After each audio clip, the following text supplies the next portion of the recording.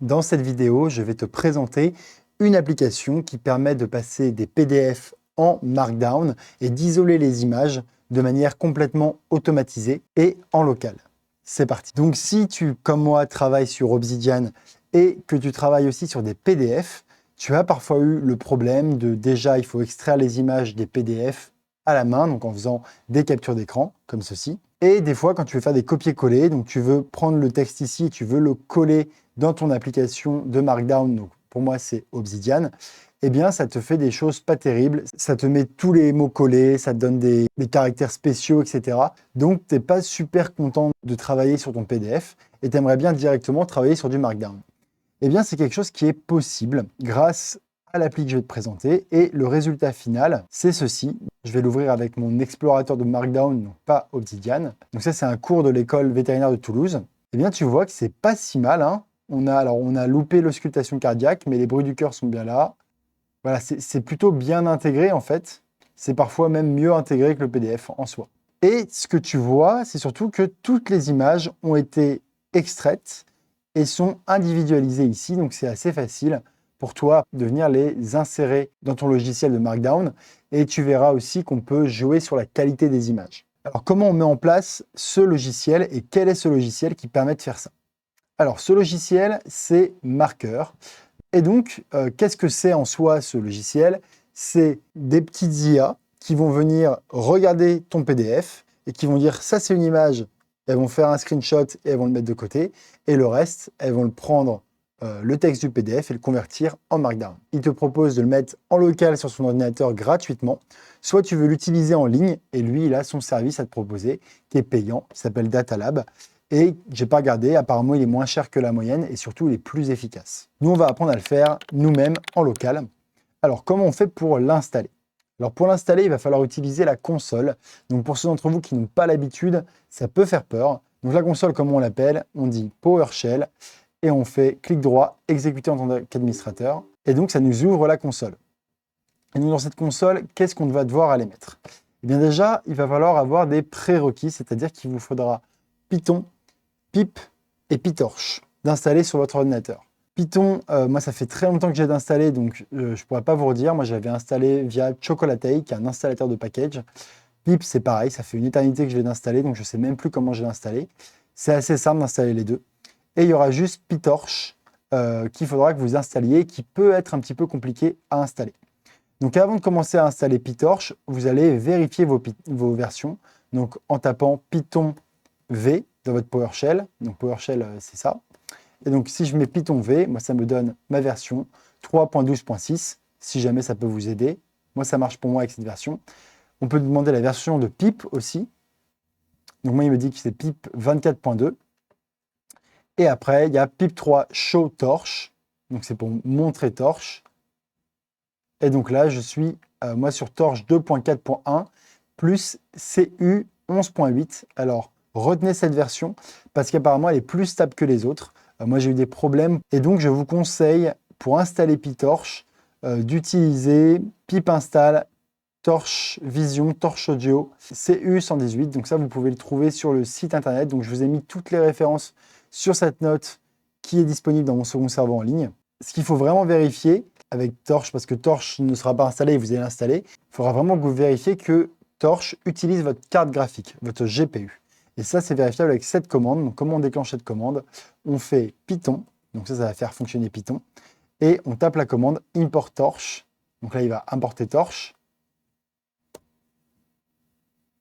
Voilà. Et on tape torch CUDA is available. Et si ça revient true, c'est que ça veut dire que, OK, Torch utilise le GPU, donc on est OK. Ce n'était pas toujours le cas. Moi, j'ai eu le cas où ce n'était pas le cas. Et dans ces cas-là, il faut faire pas mal de trucs. Une fois que vous avez tous ces prérequis, vous allez pouvoir installer Marker. Alors la version simple, c'est encore une fois d'ouvrir la PowerShell en mode administrateur et de taper ceci, donc pip install marker-pdf. OK. Moi, ce que je vous conseille, c'est de rajouter une étape parce que comme j'utilisais des IA, il y a eu des interactions en fait qui ne me faisaient pas marcher mon marqueur. Donc ce que j'ai fait, c'est que j'ai créé un environnement virtuel, donc je vous ai détaillé ici. Ça vous permet en fait de séparer votre marqueur du reste de votre ordinateur. et vous installez à ce moment-là Marker dans cet environnement. Donc ça, c'est les différentes commandes à lancer les unes après les autres pour installer Marker dans un environnement différent.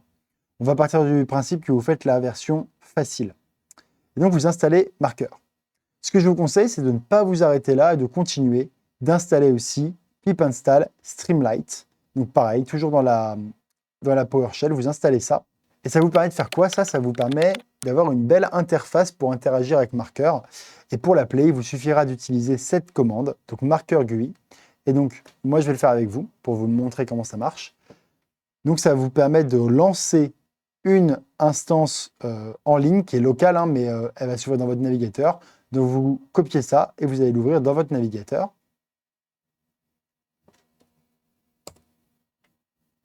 Et donc, tranquillement, maintenant que vous êtes arrivé sur le navigateur, ça va se lancer. Alors, il ne faut pas s'étonner, c'est assez lent à se déployer, en tout cas, c'est normal. C'est en local, on n'a pas un ordinateur de compète, donc ça prend un peu de temps. Si vous avez une configuration d'ordinateur qui est très légère, qui n'a pas une bonne carte graphique, c'est même pas la peine de venir pour cette solution. Je pense que vous aurez plus de bénéfices à utiliser des versions en ligne. Voilà, donc ça a chargé mon interface, c'est plutôt propre, c'est sympa. Moi, je vais prendre en exemple le même PDF que j'ai pris avec vous, je le drag and drop. Je peux choisir le langage, mais il n'y a pas forcément besoin. Et donc, hop, je dis combien je veux de pages qui doivent sortir. Donc, je sais qu'il y a 14 pages, voilà. Et je lui dis qu'il y a 14 pages aussi. Si il n'extrait pas bien les schémas, je peux lui demander de forcer l'OCR, ça veut dire de forcer à extraire les images de partout, et je fais Run. Donc à partir du moment où je fais Run, normalement, voilà, ça tourne ici. Et dans la PowerShell, on peut voir l'avancement de notre transformation de PDF en Markdown. Donc ça prend un petit peu de temps, on se retrouve à la fin. Voilà, donc ça n'a pas été si long, hein, je pense qu'on en a eu pour un peu moins d'1 minute. Et ensuite, on a tout notre PDF en fait, qui est mis par écrit ici, et avec les images. Alors je regarde, on peut enregistrer les images assez facilement. Donc ça, c'est pas mal. Par contre, ce que j'aime pas, c'est que je dois tout copier moi-même. Ça ne me propose pas d'enregistrer ce Markdown quelque part. Et les images, il faut que je les enregistre à la main. Ça prend un peu de temps. Moi, j'aime pas trop ça. Donc, ce qu'on va faire, c'est qu'au lieu d'utiliser l'UI, donc ça, c'était pour vous présenter l'UI. Je voulais vous montrer que ça pouvait être très joli à utiliser.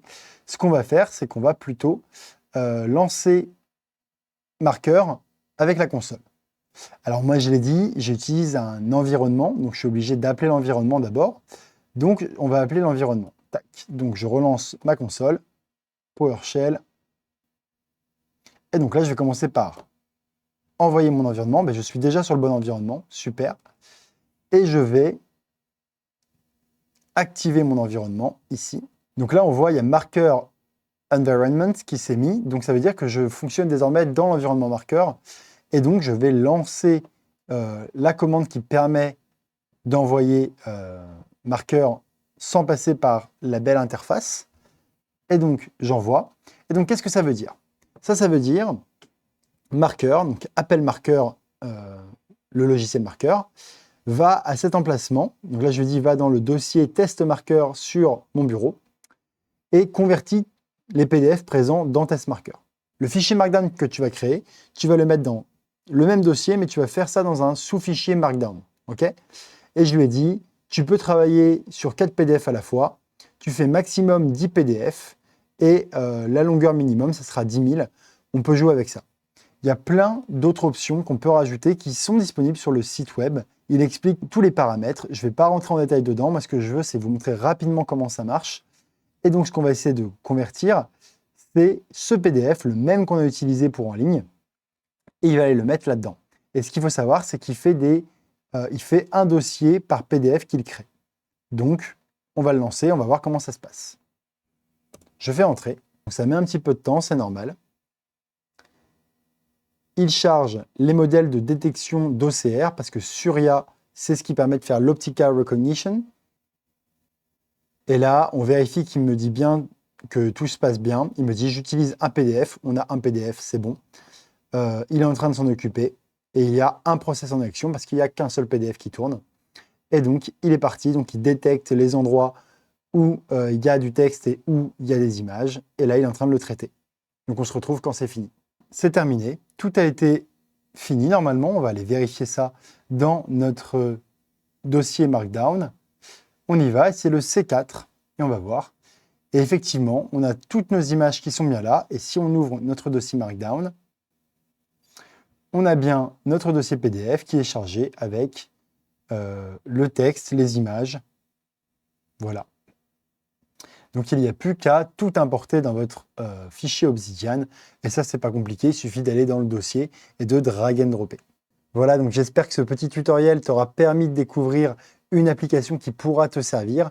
C'est pas super facile à installer, mais une fois que c'est en place, on peut mettre vraiment beaucoup de PDF à transformer en Markdown et ça marche vraiment bien. Si en checkant ma note sur Marker, tu t'es dit que tu aimerais bien toi aussi apprendre à gérer tes connaissances de cette manière, je te conseille de découvrir mes formations sur les seconds cerveaux, que ce soit pour tes intérêts de ta vie personnelle, pour la médecine vétérinaire ou pour la recherche scientifique. Je te souhaite une très bonne journée.